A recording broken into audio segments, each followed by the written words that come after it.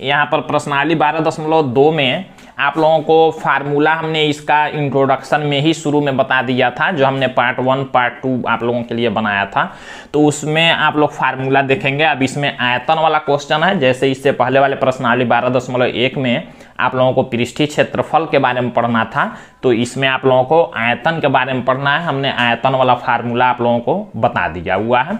तो अब देखिए आप लोग आयतन कैसे निकालेंगे। और यहाँ पर एक बात और ध्यान देंगे आप लोग, प्रश्नावली 12.2 में पहले दिया हुआ है कि जब तक अन्यथा न कहा जाए तब तक पाई का मान कितना लेना है, 22/7 लेना है। तो देखिए यहाँ पर क्वेश्चन नंबर फर्स्ट में दिया गया है, एक ठोस एक अर्धगोले पर खड़े एक शंकु के आकार का है जिनकी त्रिज्याएं 1 cm है तथा शंकु की ऊंचाई उसकी त्रिज्या के बराबर है। इस ठोस का आयतन पाई के पदों में ज्ञात कीजिए। सबसे पहले हम लोग क्वेश्चन पढ़ के फिगर बनाएंगे और फिर क्वेश्चन को सॉल्व करेंगे। कहा गया एक ठोस एक अर्धगोले पर खड़े एक शंकु के आकार का। पहले हम लोग एक अर्धगोला बना लेते हैं।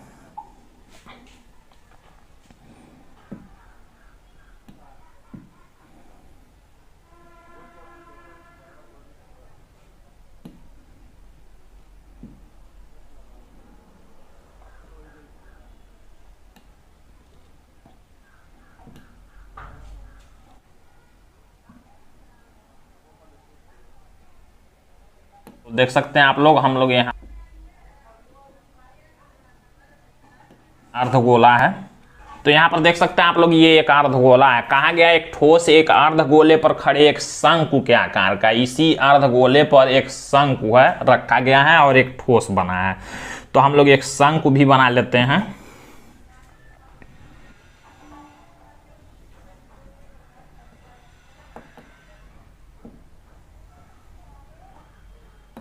देखिए ऐसे एक अर्धगोला पर एक शंकु रखा गया है जिनकी त्रिज्याएं 1 cm है। इनकी त्रिज्याएं दे दी गई हैं कि त्रिज्याएं कितनी हैं, 1 cm है। ये जो त्रिज्या दे दिया गया है ये त्रिज्या 1 cm दिया गया है।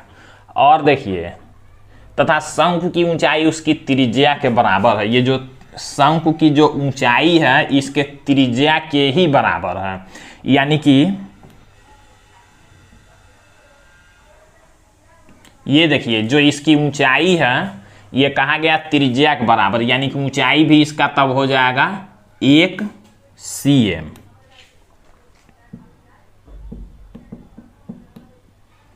ऊंचाई भी इसका हो जाएगा 1 cm। कहा गया इस ठोस का आयतन पाई के पदों में ज्ञात कीजिए। अब ये जो पूरा ठोस बना इसका आयतन हम लोगों को बताना है। तो आयतन आप लोग जानते हैं कैसे बताएंगे। इसका आयतन ये शंकु है और प्लस अर्धगोले का आयतन, दोनों को जोड़ देंगे तो पूरे ठोस का हमको आयतन पता चल जाएगा। तो अब इसका आयतन क्या होता है, शंकु का आयतन आप लोग जानते हैं फार्मूला 1/3 πr² h। ये शंकु का आयतन होता है, हमने इंट्रोडक्शन में बताया था आप लोगों को। और ये अर्धगोले के आयतन का फार्मूला होता है 2/3 πr³। यानी कि इस फार्मूले के लिए हमको दोनों को अगर हल करना हो तो क्या चाहिए, r चाहिए जो कि दिया गया है, और h चाहिए, वो भी यहाँ देख सकते हैं आप लोग दिया गया है। तो हम लोग लिखते हैं, लिखेंगे चूंकि शंकु तथा ये अर्धगोला है, अर्धगोले की त्रिज्या, दोनों की त्रिज्या देखिए बराबर ही है। r बराबर हम लोग ले लेते हैं, शंकु तथा अर्धगोले की त्रिज्या r बराबर 1 cm ये दिया गया है। और शंकु की ऊंचाई उसकी त्रिज्या के बराबर, मतलब 1 ही cm है। हम लोग लिखेंगे तथा शंकु की ऊंचाई h बराबर, ये भी 1 cm हो जाएगा। अब जब दोनों हमको पता हो गया, हमको बताना है इस पूरे ठोस का आयतन। हम लोग लिखेंगे इसलिए ठोस का आयतन बराबर, इस ठोस का आयतन बराबर क्या हो जाएगा, शंकु का आयतन, शंकु का आयतन प्लस अर्धगोले का, प्लस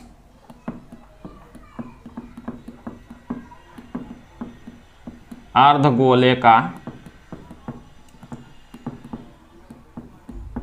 आयतन।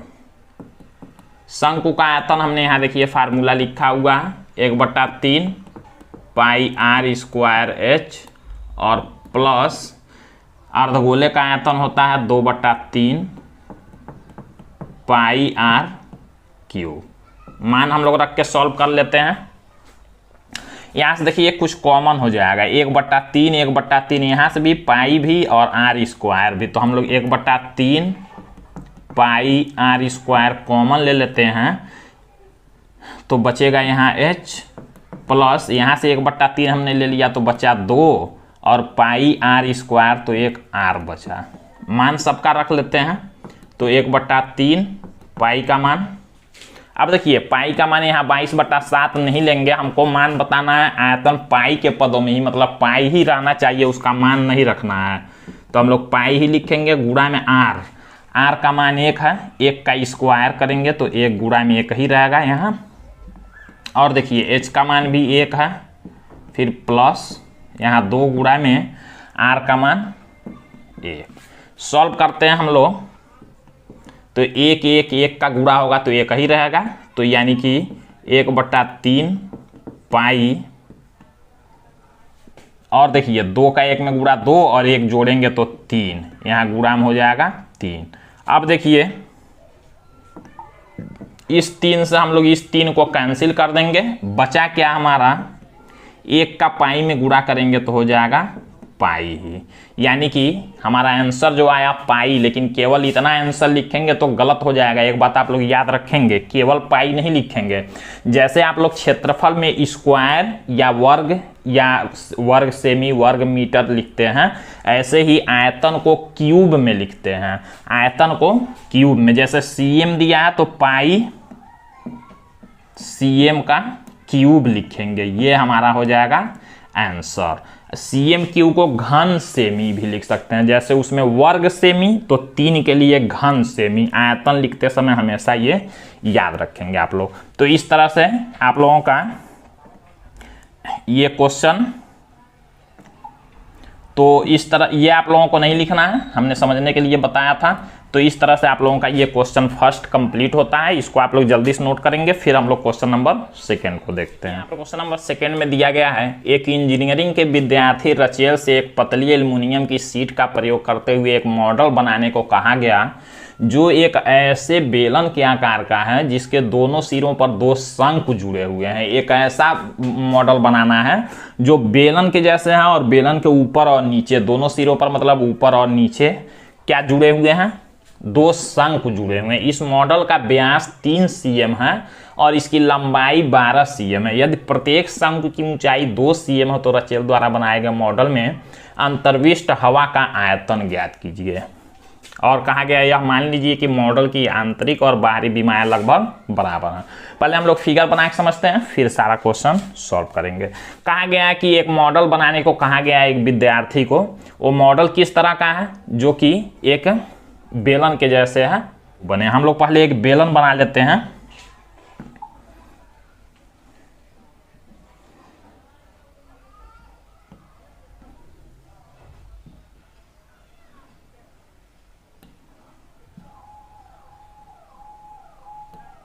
तो हम लोगों ने एक बेलन बना लिया। कहा गया है कि एक मॉडल कैसा है, बेलन के जैसे है, लेकिन इसके दोनों सिरों पर शंकु जुड़े हुए हैं। तो हम लोग इसके दोनों सिरों पर अब शंकु बना लेते हैं।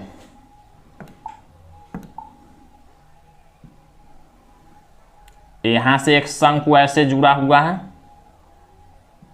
और नीचे भी एक शंकु जुड़ा हुआ है।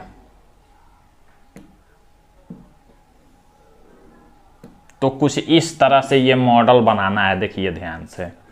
अब कहा गया है इस मॉडल का व्यास 3 cm है। ये जो मॉडल है इसका जो व्यास दिया गया है, व्यास आप लोग जानते हैं, ये हो जाएगा यहाँ से यहाँ तक व्यास, ये भी व्यास हो जाएगा यहाँ से यहाँ तक। तो इस मॉडल का जो व्यास है ये कितने सेंटीमीटर का है? 3 सेंटीमीटर का। यहाँ भी ये 3 सेंटीमीटर है, तो 3 सेंटीमीटर का ये व्यास है और इसकी लंबाई 12 सेमी है। जो पूरा इसकी लंबाई है पूरे मॉडल का से लेके और पूरा यहाँ तक का, ये जो है यहाँ से यहाँ तक पूरा जो मॉडल है इसका लंबाई दे दिया गया है कितना? 12 cm। 12 cm ये पूरा। अब देखिए हम लोगों को क्या बताना है, ये यदि शंकु और प्रत्येक शंकु की ऊंचाई 2 cm है। और देखिए ये जो शंकु है इसकी भी ऊंचाई दी गई है, ये जो शंकु है इसकी ऊंचाई दे दी गई है 2 cm। ये शंकु का, प्रत्येक शंकु का है, मतलब दोनों शंकु जो हैं इनकी ऊंचाई जो दे दी गई है कितना है? प्रत्येक शंकु का ऊंचाई 2 cm है। 2 cm ये भी है और 2 cm ये भी है। तो हमको क्या बताना है, इस मॉडल में अंतर्विष्ट हवा का आयतन, इस मॉडल में कितना हम लोग हवा भर सकते हैं उसी हवा का आयतन बताना है। जबकि कहा गया है, मान लीजिए कि मॉडल की आंतरिक माने अंदर की और बाहरी विमाएं, मतलब अंदर और बाहर दोनों बराबर है। एक ये अंदर बाहर बराबर क्यों कहा है, इसके लिए आप लोग पहले थोड़ा सा समझ लीजिए। जैसे देखिए जब भी कोई चीज आयतन की बात करेगा, जैसे मान लीजिए ये हमने एक बना दिया, अगर यहां पर बेलन, ध्यान समझिएगा, आयतन क्या होता है, ये बेलन को हम लोग स्पेस में रखेंगे, कितना जगह घेरेगा वही बेलन का हो जाता है आयतन। तो आयतन देखिए, आयतन और धारिता 2 चीजें होती हैं। यही बेलन मान लीजिए अगर इसमें क्वेश्चन में मोटाई दे दिया, अगर कह दिया बेलन इतना मोटा है, इसमें मान लीजिए अब ऐसे बना दिया, अब दोनों में अंतर हो गया। अब इसमें अगर कोई हवा भरा जाता है इस वाले बेलन में, इसकी मोटाई दी गई है, तो इसमें हवा भरा जाएगा और इसमें हवा भरा जाएगा, तो दोनों में अंतर है, इसमें कम हवा होगा, इसमें ज़्यादा हवा होगा। तो इसीलिए ये कहा गया है अब ये जितना बाहर से जगह घेरेगा, अगर दोनों मोटाई कुछ भी न दिया गया हो तो मोटाई नहीं मानेंगे, तो जितना बाहर होगा उतना ही अंदर भी मान लेंगे। लेकिन इसमें अब बाहर का आयतन देखिए ज़्यादा होगा, इतना जगह घेरेगा, और अंदर आयतन कम होगा। तो अगर क्वेश्चन में मोटाई दी गई होगी तो आप लोग ध्यान देंगे, आयतन और धारिता में यही फर्क होता है। आयतन कितना ये स्थान घेरेगा और धारिता इसके अंदर कितना कोई भी वस्तु आ सकता है, वो होता है धारिता। तो देखिए अब क्वेश्चन में इसीलिए कहा कि मॉडल की आंतरिक माने अंदर की और बाहरी विमाएं लगभग बराबर है, मतलब मोटाई इसमें 0 दिया गया, मोटाई नहीं है। तो मोटाई नहीं है तो जितना अंदर का होगा उतना ही बाहर का भी होगा, ये बात कहा गया है। तो इसको आप लोग ध्यान देंगे।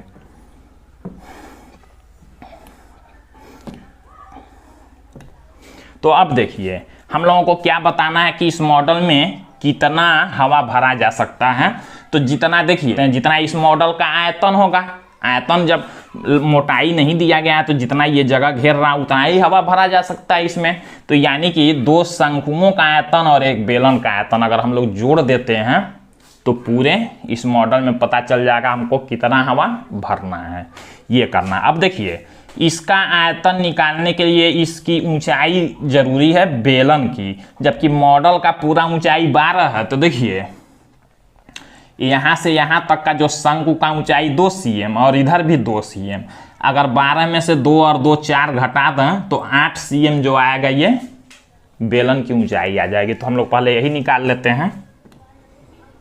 हम लोग लिखेंगे चूंकि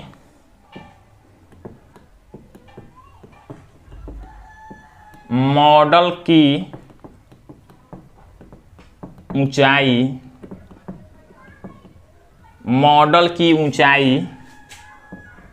बड़ा H मान लेते हैं इसको, मॉडल की ऊंचाई H बराबर 12 cm तथा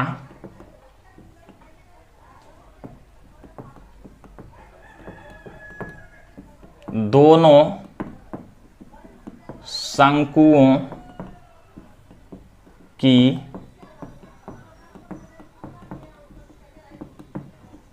ऊंचाई h बराबर, दोनों शंकुओं की ऊंचाई को हम लोग स्मॉल h मान लेते हैं, और ये कितना है 2 cm है। दोनों शंकु हैं 2-2 cm, ध्यान दीजिएगा आप लोग, इसलिए हमने यहाँ 2 लिखा है। तो हम लोग ये निकाल सकते हैं बेलन की ऊंचाई, हम लोग लिखेंगे इसलिए बेलन की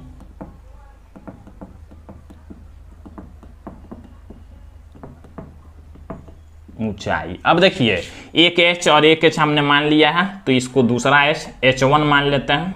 मान लेते हैं बेलन की ऊंचाई का नाम हम लोग h1, और ये कितना हो जाएगा 12 माइनस ये 2 उधर का और 2 इधर का घटाएंगे, यानी कि 2 + 2 करना पड़ेगा, तो हो जाएगा 12 माइनस 4, और ये हो जाएगा h1 बराबर 12 में से 4 घटाएंगे तो 8 cm। अब यानी कि हमको ये पता चल गया इसकी ऊंचाई कितनी है बेलन की 8 cm।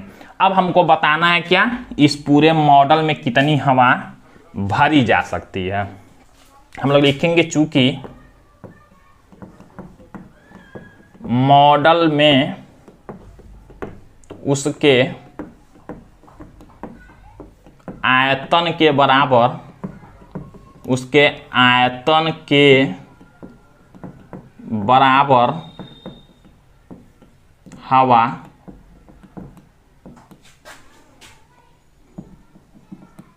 भरी जा सकती है। चूंकि मॉडल में उसके आयतन के बराबर हवा भरी जा सकती है, हम लोग लिखेंगे इसलिए अब मॉडल का आयतन हम लोग निकाल लेंगे, जितना आयतन होगा उतना ही हवा भरा जाएगा। मॉडल का आयतन बराबर, अब मॉडल का आयतन क्या होगा 2 शंकुओं का आयतन, हम लोग लिखेंगे 2 गुणा में, अब यहाँ केवल लिखेंगे शंकु का आयतन। अब 2 गुणा में हमने लिखा तो शंकु का आयतन मतलब एक ही शंकु का आयतन लिखेंगे, 2 से गुणा करेंगे तो दोनों शंकुओं का आयतन हो जाएगा, और प्लस बेलन का आयतन, बेलन का आयतन मान हम लोग रखते हैं। देखिए तो 2 गुणा में शंकु का आयतन होता है 1/3 पाई, और शंकु के लिए देखिए हमने h माना है, 1/3 पाई r स्क्वायर स्मॉल h लिखेंगे, और फिर प्लस बेलन का आयतन होता है पाई r स्क्वायर h। तो देखिए बेलन के लिए हमने ऊंचाई h1 माना है, तो पाई r स्क्वायर, यहाँ h1 लिखेंगे, ये आप लोग ध्यान देंगे, यहाँ h और यहाँ h। अब देखिए मान हम लोग सबका रख के और सॉल्व करते हैं। फिगर को अब हम लोग यहाँ से हमको हटाना पड़ेगा फिगर, तो इसको हटा लेते हैं, इधर कर देते हैं। देखिए अब हम लोग सॉल्व करते हैं इसको।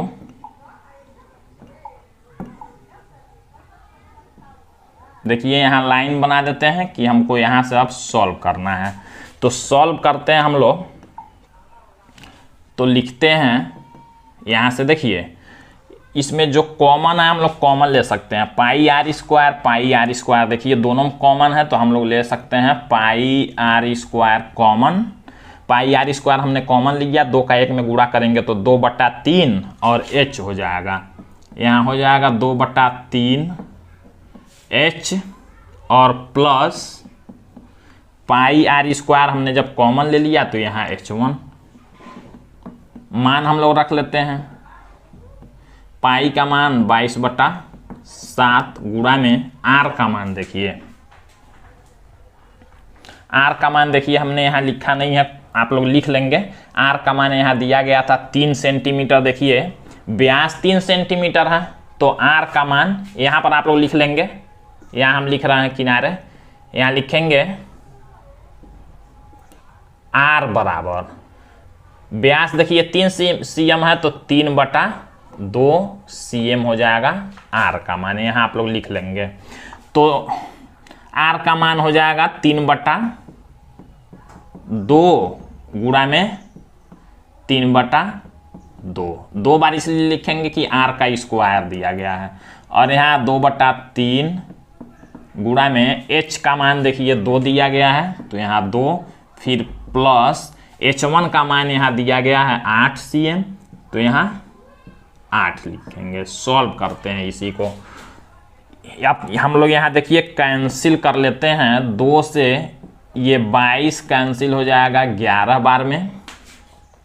फिर देखिए 3 का 3 में गुणा करेंगे 9, और 9 का 11 में गुणा करेंगे तो 99, और बटा 7 का 2 में गुणा करेंगे तो 14। और यहाँ सॉल्व करते हैं, 2 का 2 में गुणा करेंगे तो 4, और बटा 3 और प्लस 8। अब देखिए ये 99/14, यहाँ एलसीएम लेके सॉल्व करना होगा तो 3 एलसीएम हो जाएगा, यहाँ 4 प्लस 8 3 का 24, यानी कि हमारा हो जाएगा 99/14, और गुणा में ब्रैकेट हटाएंगे, गुणा का चिन्ह लगाएंगे, 24 और 4 28/3। सॉल्व और करते हैं तो देखिए